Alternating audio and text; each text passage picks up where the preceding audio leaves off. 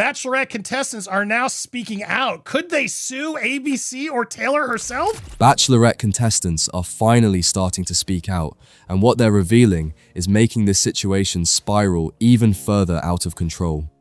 What at first looked like just another reality TV cancellation is now turning into something much bigger, something far more serious, and potentially something that could drag ABC, the production team, and even Taylor herself into a full-blown legal battle. Because behind the scenes, one question keeps getting louder and louder. Were these contestants set up from the very beginning? And if they were, who is responsible? If it turns out that ABC did know all of this and misled the contestants themselves, could they have any sort of action against the network or Taylor herself for being misled? Think about what these contestants actually signed up for. This wasn't just a casual experience or a short-term opportunity. For many of them, this was a calculated decision.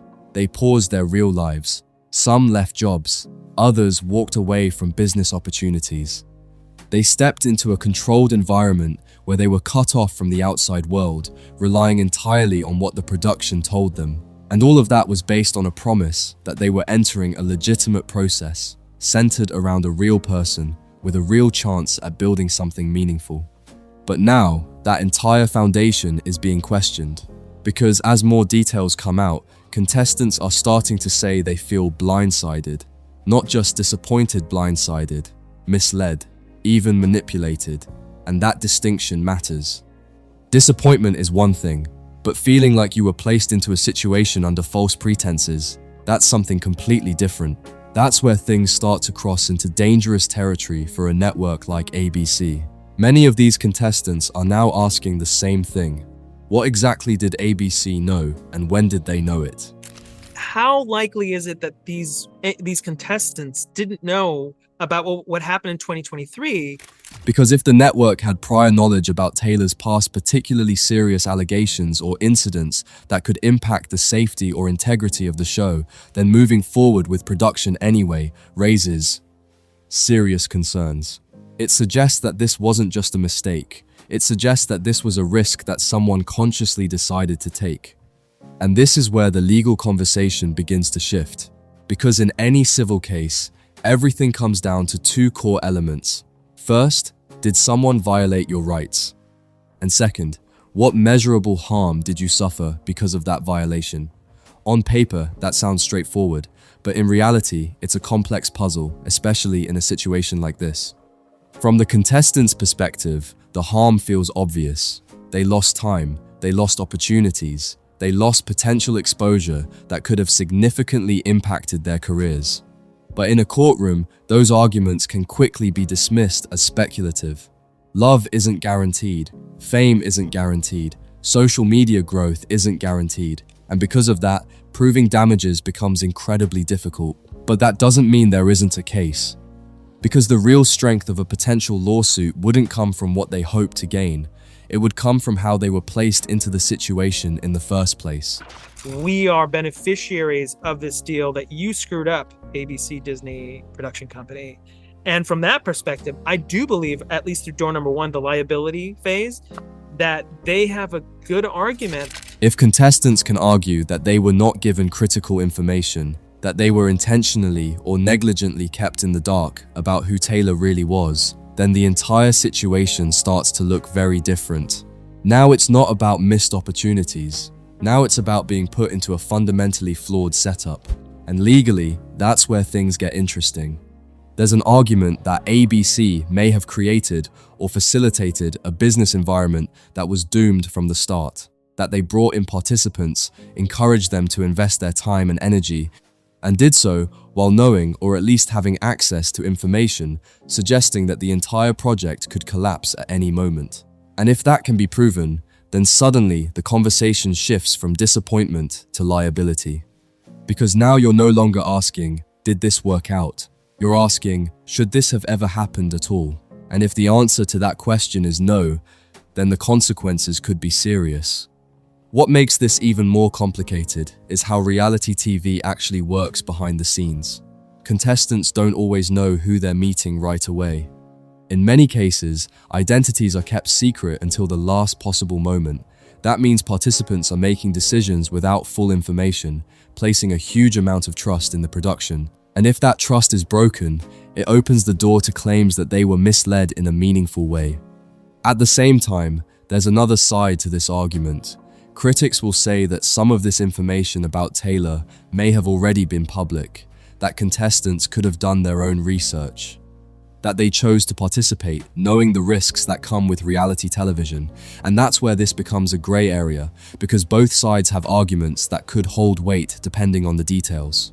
But even beyond the legal angle, there's a bigger picture here that's starting to concern people inside the industry.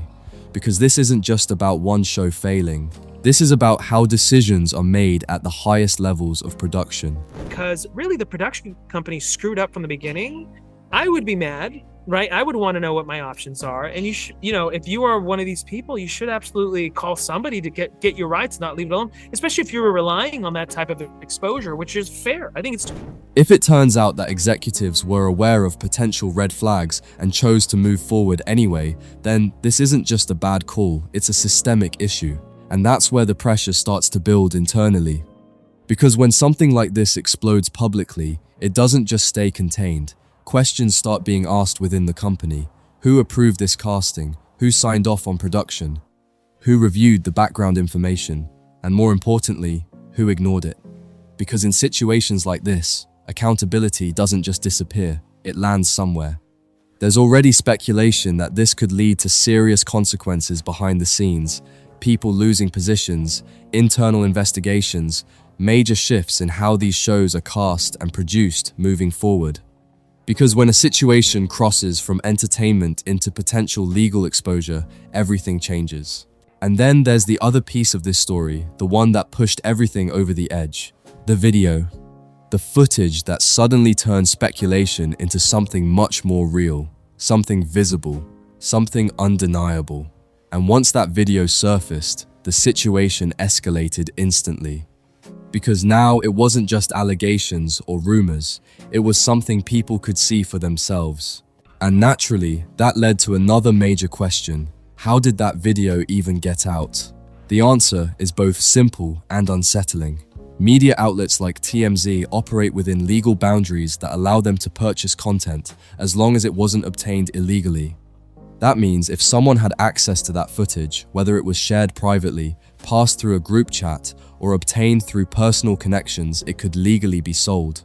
And once it's sold, it becomes public. There's no reversing that. But where this gets even more complicated is if the source of that leak was someone directly involved in the situation. Because while selling the video itself may not be illegal, the context in which it was shared can have serious consequences, especially if it involves family dynamics or custody considerations. Courts don't just look at what happened, they look at behavior, they look at judgment, and leaking something that publicly damages the other parent of your child could be seen as irresponsible or even harmful. That's the kind of thing that can backfire quickly. A judge could look at that and question the decision-making of everyone involved, and in extreme cases, it could impact custody outcomes or parental evaluations. So now, what started as a media story begins to intersect with deeply personal legal consequences. And of course, none of this is happening in a vacuum. Both sides have incentives to control the narrative, to shape public perception, to position themselves in the best possible light. And with outlets like TMZ refusing to reveal sources, speculation only grows.